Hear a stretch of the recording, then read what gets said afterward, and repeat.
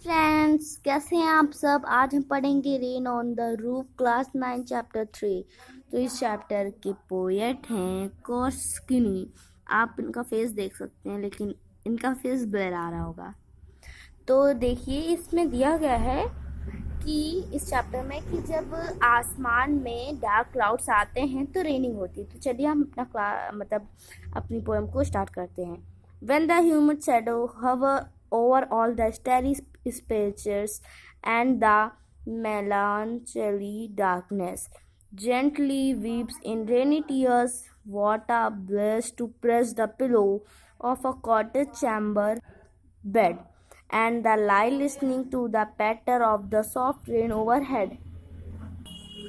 Every tinkle on the shingles has an echo in the heart, and 1,000 dream fancies into busy being start, and 1,000 recollections weave their air threads into woof as I listen to the patter of the rain upon the roof. Now in memory comes my mother as she used in year agone to regard the darling dreamers.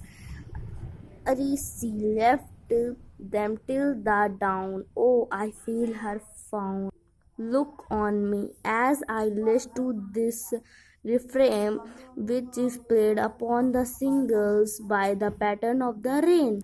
मैंने पूरा poem पढ़ लिया है। अब मैं आपको इसकी Hindi meaning बता देती हूँ, ठीक है। तो इसमें बताया गया है कि एक बरसात की रात का वर्णन करते हुए कवि कहता है कि आकाश के तारे अदृश्य हो गए हैं क्योंकि वे बादलों द्वारा कवर किए गए, मतलब छा गए हैं आकाश में।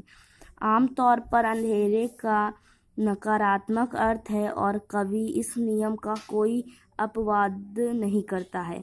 वह कहते हैं कि अंधेरे उन्हें उदास और प्रतिबिंबिता और कर रहा है और बारिश भी उनकी भावनाओं को प्रतिबिंबिता करती है, क्योंकि ऐसा लगता है जैसे मानव आंखों से धीरे धीरे आंसू गिर जाता है। और इस बिंदु पर केवल एक चीज जो कवि को खुशी दे सकती है वह है देश की झोपड़ी की बिस्तर में एक तकिया के साथ करना। यह बारिश की बूंदे की आवाज़ जो उसे अपने उदासीन मनोदशा से उबरने की मदद करती है।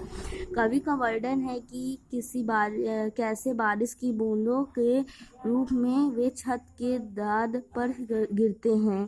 प्रत्येक ध्वनि जो इस तरह से बारिश द्वारा बनाई जाती है उसके दिल की धड़कन द्वारा अगले पल को दोहराया जाता है। जिन चीज़ों के बारे में वह केवल कल्पना कर सकता था वे अब उसकी आंखों के सामने आने लगती हैं, जैसे कि वह अपनी छत पर बारिश की बूंदों के नरम और लगातार गिरने को सुन रहा है। उसकी सभी यादें उसके पास वापस आ जाती हैं, लेकिन वो अस्तित्व नहीं है और एक दूसरे से अलग हो गया है। इसके बजाय उसकी सारी यादें एक दूसरे से उलझ गई हैं, एक छितड़े का रूप ले चुकी हैं।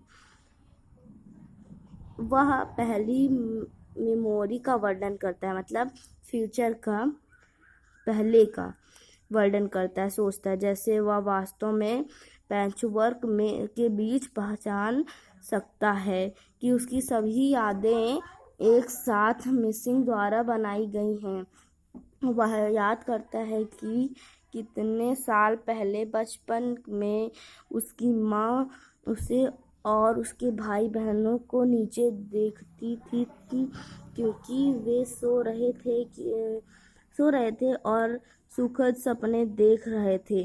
उसकी माँ हर रात उन्हें दिखने के लिए एक बूंदी बनाती क्योंकि वह जानती थी कि वह अगली सुबह तक उन्हें फिर से नहीं देख पाएंगी।